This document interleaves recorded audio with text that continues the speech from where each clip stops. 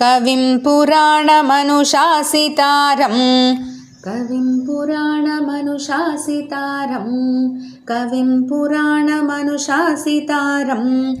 अणोरणीयां समनुस्मरेद्यः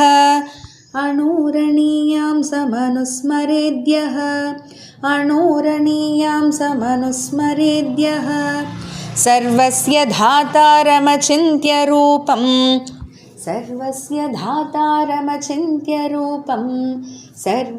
धातारमचिन्त्य रूपम् आदित्यवर्णं तमसः परस्तात्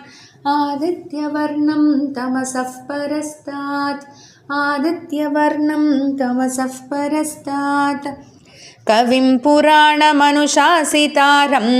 अणोरणीयां समनुस्मरेद्यः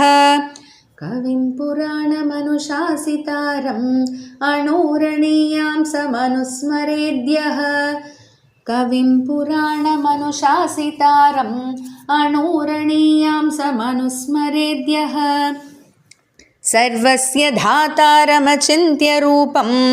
आदित्यवर्णं तमसः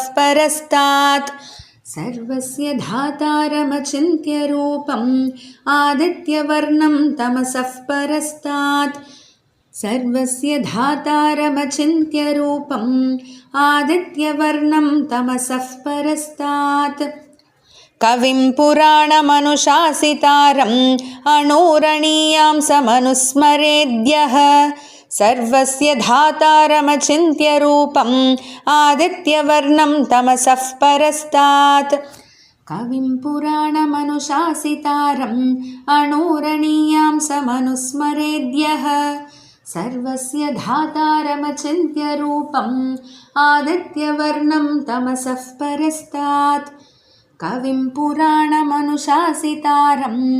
अणोरणीयां समनुस्मरेद्यः सर्वस्य धातारमचिन्त्य रूपम् आदित्यवर्णं तमसः परस्तात्।